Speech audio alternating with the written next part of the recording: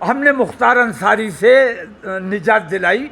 इसका मतलब ये है कि मुख्तार अंसारी बीमारी से नहीं मरे, हार्ट अटैक से नहीं मरे, बल्कि उनको जहर देकर मार डाला गया। समाजवादी भारतीय जनता पार्टी से ज़्यादा बड़ा जहर इसलिए है कि वो खुला दुश्मन है और ये छुपा हुआ दुश्मन है, पीठ में खंजर मारने वाला दुश्मन है। आज़म खान ने अपने आप से ज़्यादा भरोसा किया अखिलेश यादव पे कि आप लड़िए मेरे बजाय, लेकिन उस शख्स को आज़म खां पर भरोसा नहीं था।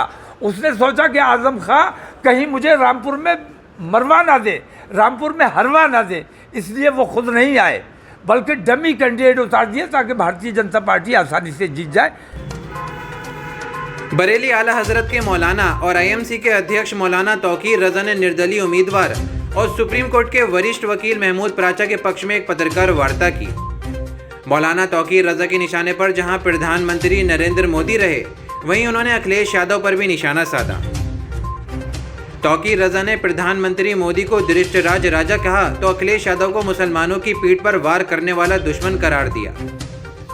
आजम खान को लेकर अखिलेश यादव पर निशाना साधते हुए कहा, गठबंधन को नुकसान पहुंचाने के लिए समाजवादी पार्टी गठबंधन में शामिल हुई है।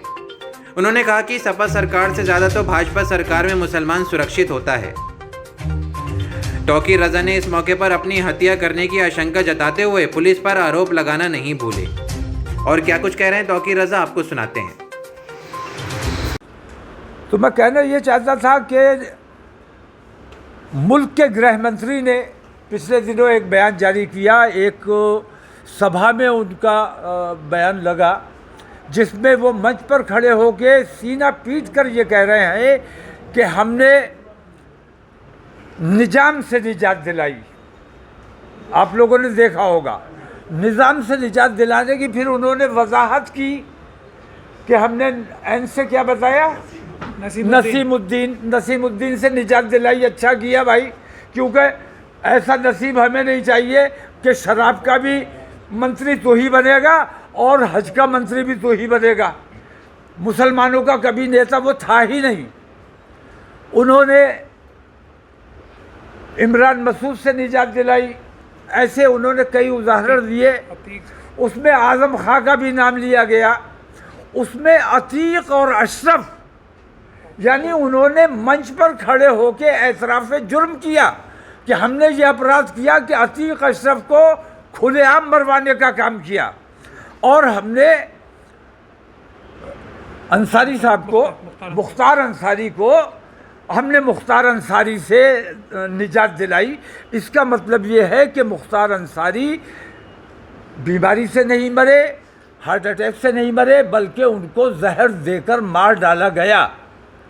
और मंच से खड़े होकर जो एतराफ़ जुर्म कर रहा है, इकबाल जुर्म कर रहा है, उसके ऊपर ना चुनाव आयोग ने कोई संज्ञान लिया, ना ही सुप्रीम कोर्ट ने कोई संज्ञान लिया। ये बहुत दुर्भाग्यपूर्ण है। तो हमारे देश को बदनाम करने का, देश को बेचने का, देश को खोखला करने का काम और देश को छिन्न भिन्न करने का काम अगर कोई कर रहा है तो वो नरेंद्र मोदी और उसके गुंडे कर रहे हैं। इन लोगों पर लगाम लगाने के लिए, इन लोगों से अपने देश को निजात दिलाने के लिए ये ज़रूरी है कि हमें एक बेहतर सरकार अपने देश की बनानी चाहिए। गठबंधन का जहाँ तक ताल्लुक़ है, जहाँ उन्होंने जिम्मेदार अपने उम्मीदवार उतारे हैं, मैं उनकी हिमायत कर रहा हूँ। अखिलेश यादव के सारे उम्मीदवार मैं जो देख रहा हूँ, वो आरएसएस मुख्यालय तय कर रहा है कि कहाँ कौन उम्मीदवार लड़ना चाहिए। इसलिए मुझे रामपुर आना ज़रूरी हुआ और इसलिए महमूद पराचा साहब को यहाँ लाना ज़रूरी हुआ।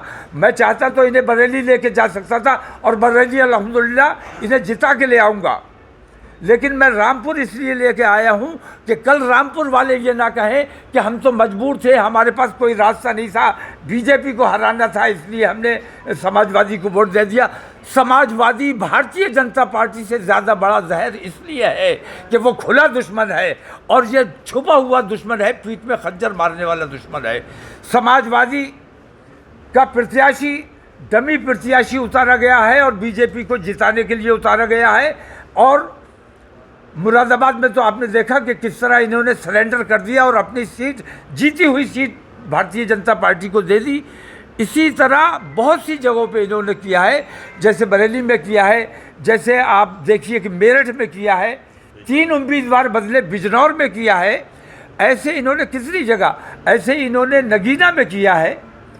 तो बहुत सी जगहों पे इन्होंने गठबंधन को नुकसान पहुंचाने के लिए, गठबंधन की शह पर, आरएसएस की शह पर यह गठबंधन में शामिल हुए हैं अखिलेश यादव। इसलिए अखिलेश यादव के जितने भी उम्मीदवार हैं उनकी मुखालफत की जाना देश हित में है। मेरी सुरक्षा मुकदमों के नाम पर वापस ली हुई है और इस वक्त मेरी हत्या कराने का, और पुलिस उसमें साजिश में शामिल है, पुलिस मेरी हत्या कराना चाहती है, इसलिए मेरी सुरक्षा वापस ली गई है। तो भारतीय जनता पार्टी से हमें किसी किस्म की कोई शिकायत नहीं है। हमें शिकायत उन अपनों से है जो हमारे दोस्त बन के हमारे साथ गद्दारी करते हैं और हमारी पीठ में छुरा भोंकने का काम करते हैं। जैसे मैं कहता हूँ, रामपुर में डमी उम्मीदवार, जब आजम खान ने कहा कि आप लड़िए, आजम खान ने अपने आप से ज़्यादा भरोसा किया अखिलेश यादव पे कि आप लड़िए मेरे बजाय, लेकिन उस शख्स को आजम खान पर भरोसा नहीं था। उसने सोचा कि आजम खान कहीं मुझे रामपुर में मरवा ना दे, रामपुर में हरवा ना दे, इसलिए वो खुद नहीं आए बल्कि डमी कैंडिडेट उतार दिए ताकि भारतीय जनता पार्टी आसानी से जीत जाए। भारतीय जनता पार्टी को हराना और अखिलेश यादव की इन मुनज़्ज़म साजिशों को नाकाम करना, आरएसएस की साजिशों को नाकाम करना, ये अहले रामपुर की जिम्मेदारी है। मैं हिंदुओं की बात नहीं करता, मैं मुसलमानों की बात नहीं करता, मैं अहले रामपुर की बात कर रहा हूँ। समाजवादी पार्टी से आजम खान को दरकिरार नहीं करा जा रहा, आपको लगता है? समाजवादी आजम खान साहब आज जिस हाल में हैं, उनके साथ जो कुछ भी ज्यादती हुई, जो कुछ भी जुल्म हुआ, अगर समाजवादी पार्टी ईमानदारी से उनकी हिमायत में खड़ी हो जाती तो एक दिन के लिए भी उन्हें जेल में रखा नहीं जा सकता था। आपको याद होगा, मुझे भी एक बार गिरफ्तार किया गया था। मेरे लोग निकल के आए, मेरी छोटी सी पार्टी, मेरे थोड़े से समर्थक सड़कों पर आए, एहतजाज किया और उन्होंने गलत को गलत कहा और मनवा लिया। समाजवादी पार्टी अगर हर जिला मुख्यालय पर धरना देती, प्रदर्शन करती, किसी सरकार की हिम्मत नहीं थी, किसी सरकार की ताकत नहीं थी कि आजम खान को जेल में रख पाते। आजम खान को जेल में रखकर, आजम खान को की कुर्बानी देकर इस परिवार ने अपने स्वार्थ सिद्धि का काम किया है। अखिलेश यादव सिर्फ ये चाहते हैं कि उनके परिवार के लोग जीत जाए, बाकी पूरी समाजवादी पार्टी भारतीय जनता पार्टी के खाते में चली जाए। अखिलेश यादव समझौता कर चुके हैं, अपना ईमान, अपनी पार्टी, अपना ज़मीर आरएसएस के यहाँ गिरवी रख चुके हैं और जो भोलेपन में उनका झंडा उठाकर इस वक्त घूम रहे हैं, मैं उनसे अपील करता हूँ। और मैं, अगर वाकई इमाम साहब, अगर वाकई उनमें ईमानी हरारत है तो मुझे यकीन है कि कल जब वो खुद वोट करने जाएंगे तो अपना वोट भी वो मजबूर होंगे मिल्लत के नाम पर और मुल्क के नाम पर महमूद पराचा को वोट करने पे मजबूर हो जाएंगे। मैं समझदार हिंदू से, पढ़े लिखे हिंदू से मेरी बात होती है, मेरे ताल्लुकात हैं, दोस्तियाँ हैं। उन तमाम लोगों ने मुझे ये बताया कि हमने इनकी महंगाई बर्दाश्त की, हमने बेरोज़गारी बर्दाश्त की, देश को खोखला बना दिया, ये सब हमने बर्दाश्त कर लिया, लेकिन ये बर्दाश्त नहीं होता है कि चारों शंकराचार्य नाराज हो गए। प्राण प्रतिष्ठा के नाम पर आप रामलला को तन्हा गोद में लेकर जाते हैं, प्राण प्रतिष्ठा करते हैं। ये हिंदू समाज के मुंह पर जूता मारने का काम नरेंद्र मोदी ने किया है और इसका बदला हिंदू समाज आने वाले चुनाव में लेने वाला है। मैं दावे से कहता हूँ, मुसलमान तन्हा इन्हें हरा ही नहीं सकता। हिंदू समाज जब इनके खिलाफ खड़ा होगा, और आज मैं देख रहा हूँ कि हिंदू समाज को राम के नाम पर इन्होंने जो घपला किया है, जो गोलमाल किया है, जो बेईमानी की है, हिंदू समाज में उसको लेकर बहुत ज़्यादा तकलीफ है और उस तकलीफ का इजहार इस चुनाव में होने वाला है। सर, आप बार-बार अखिलेश यादव पर सवाल उठा रहे हैं। सर, आजम खान साहब के जो केस चल रहे थे वो तो कोर्ट में चल रहे थे, पुलिस ने तो यूपी पुलिस ने तो उन्हें गिरफ्तार किया नहीं कभी।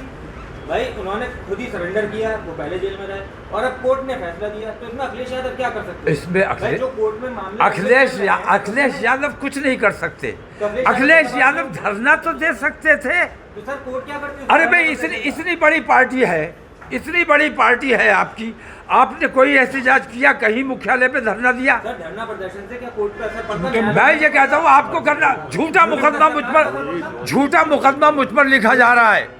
एहतजाज किया जाना चाहिए, बेईमानी हो रही है, एहतजाज किया जाना चाहिए, कोई सुनवाई हो या ना हो। सर ये मामले कोर्ट में चल रहे हैं। नहीं, ये गलत बात है, ये गलत सवाल है।